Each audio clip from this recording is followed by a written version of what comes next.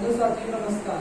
जैसा कि अभी बहुत सारे विद्यार्थियों हैं जो अभी इंटरमीडिएट की परीक्षा पास की है और तथा बहुत सारे विद्यार्थी ऐसे हैं जो अभी 11वीं की परीक्षा पास करके 12th में गए हैं। जो अभी उनके लिए बात ये है कि आज के समय में सबका उद्देश्य रहता है कि एक गवर्नमेंट जॉब हो जाए। तो उसी के लिए हम कई तरीके बताएंगे कि एक बिल्कुल निम्न वर्ग का जिसका कम दिमाग चलता है, तो ये तो दिमाग गॉड गिफ्टेड चीज़ है और कुछ मेहनत से भी हो जाता है।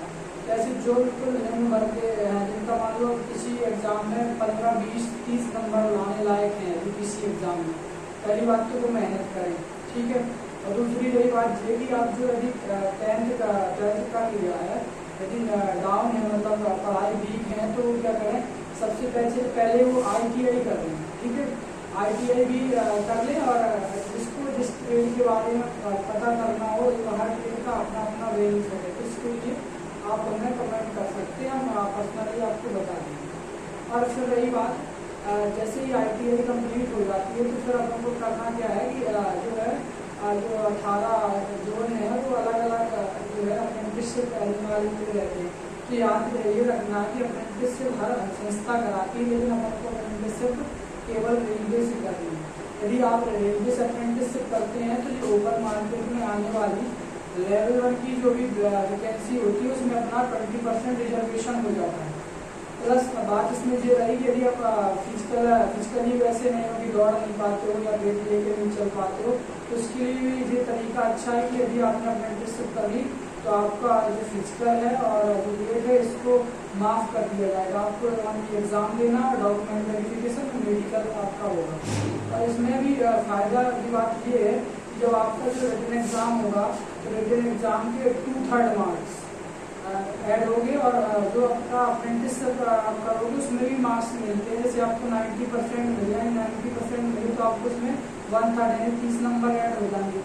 तो बहुत सारी जो कैटेगरी के लोग होते हैं तो उनकी लगभग 30 ही नंबर पे हो जाता है, लेकिन आप अच्छे मार्क्स आ रहा है तो आप समझ के चलिए कि 10 नंबर जो है और एक्स्ट्रा कर लो तो 40 नंबर पे हो जाएगा कोई भी कैटेगरी से। तो उसमें क्या है कि यदि आप रिटन एग्जाम में 100 में 15 नंबर भी ला रहे हैं तो 2/3 करोगे 10 नंबर हो जाएंगे और अपना अप्रेंटिसशिप से फीस तो आपको 40, आपका 100% सिलेक्शन हो जाएगा यदि आप नॉर्मल स्टूडेंट भी। तो ध्यान रखिए कि अप्रेंटिसशिप करनी है लेकिन रेलवे से करनी है।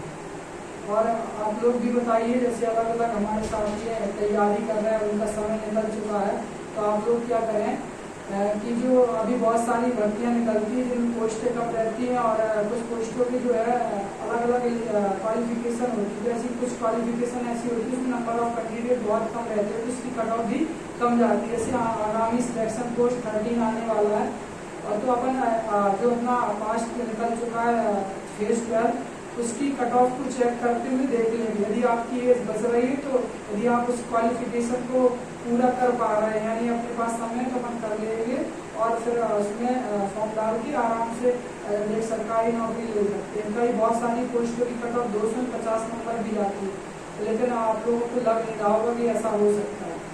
तो बिल्कुल जागरूक रहें और यदि किसी भी टॉपिक में समस्या आ रही है तो बिल्कुल जो है कि आप बेझिझक कमेंट कर सकते हैं। धन्यवाद।